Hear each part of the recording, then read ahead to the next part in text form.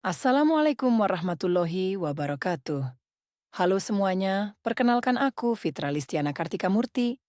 Di video kali ini kita akan membahas tentang pengolahan data. Baik, sebelum lanjut ke materi, mari kita bahas dulu. Daftar materi pokok, soal seleksi, kompetensi teknis PPPK 2023. Kemampuan umum, satu Data Indonesia, SDI, dan Sistem Statistik Nasional, SSN. Kemampuan khusus. Satu, Pengetahuan dasar statistik. Data, kegunaan statistik dan statistika. 2, Pengumpulan data. 3, Teknik penyusunan kuesioner. 4, Pengolahan data. 5, Analisis dan diseminasi. Nilai ambang batas ahli pertama statistisi. Nilai ambang batas ahli pertama statistisi yaitu 270 dari 450 tahun 2023. Terdiri dari 90 butir soal pilihan ganda A, B, C, dan D. Jika benar bernilai 5 poin, artinya minimal harus menjawab benar 54 soal agar bisa mencapai nilai ambang batas. Mari kita lanjut ke materi proses pengolahan data. Proses yang pertama, yaitu melakukan integrasi data. Integrasi data adalah aktivitas yang bertujuan menggabungkan data yang berasal dari dua atau lebih sumber data. Dengan kata lain, data hasil pengumpulan data yang disimpan secara terpisah akan digabungkan sebelum diolah lebih lanjut. Data dalam hal ini bisa berupa dokumen hasil pencacahan atau dalam bentuk lain sesuai dengan tools yang digunakan dalam pengumpulan data. Data yang digabungkan dapat berasal dari sumber internal dan eksternal. Selanjutnya yaitu tahap perekaman data. Perekaman data dengan komputer dilakukan melalui dua tahapan, yaitu tahap prakomputer dan tahap komputerisasi. Tahap prakomputer yaitu kegiatan yang harus dilakukan sebelum dilakukan input data ke dalam aplikasi pengolahan.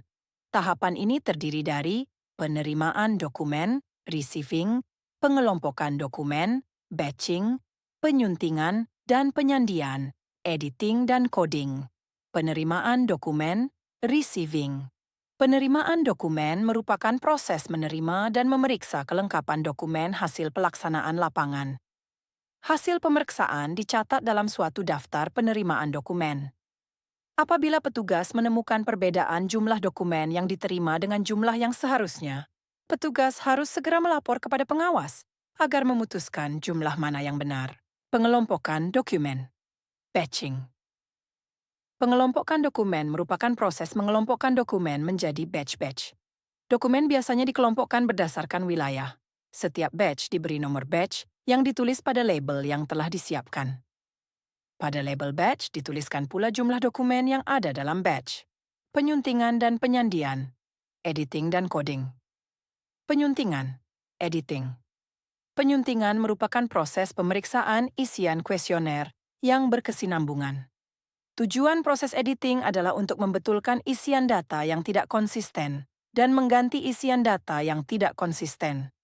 Proses editing meliputi pemeriksaan, kelengkapan pengisian, kejelasan isian, dapat dibaca, kesalahan isian, konsistensi isian, dan relevansi jawaban, kewajaran isian.